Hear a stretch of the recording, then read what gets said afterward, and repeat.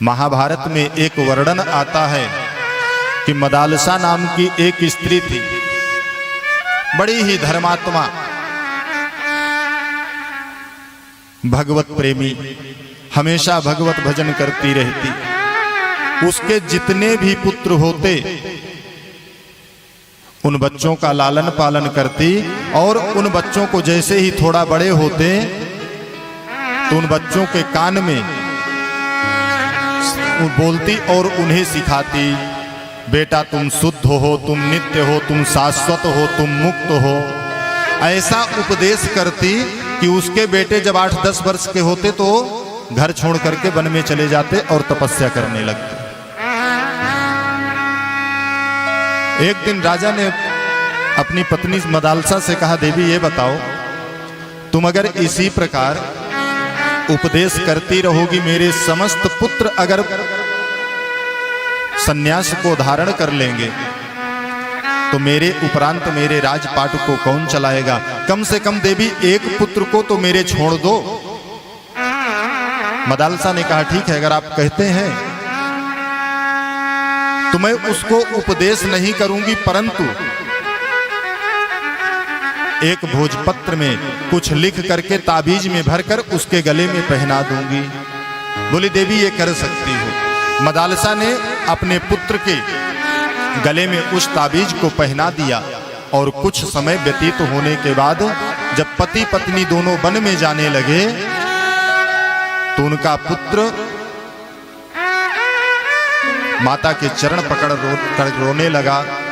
माता, मेरे जितने भाई थे वो तो सब पहले ही विरक्त हो गए, सन्यासी हो गए, सब चले गए। आप थे, माता पिता आप दोनों थे, आप दोनों भी मुझे छोड़ करके चले जा रहे हैं।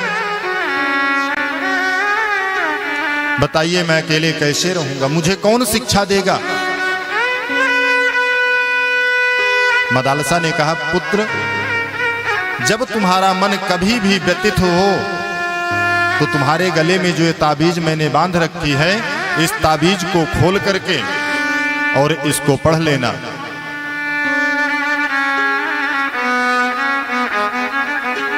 उस ताबीज में क्या लिखा था?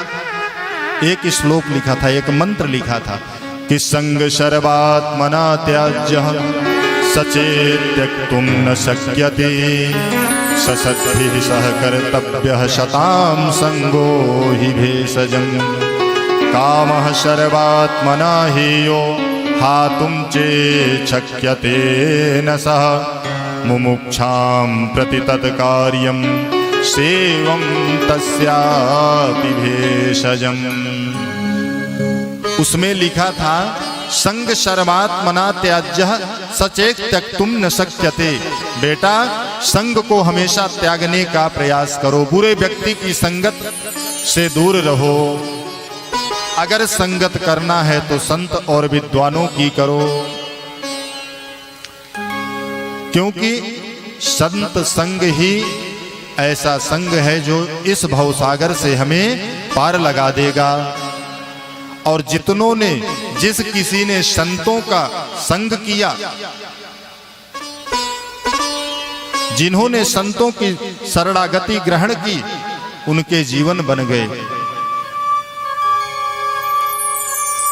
जिस किसी ने अपने जीवन में संतों को, सद्गुरु की शरणागति को ग्रहण कर लिया, और अगर हमारे जीवन में सच्चा सद्गुरु प्राप्त हो जाए तो ये समझ लीजिए कि इस भवसागर से वो हमें पार लगा देगा।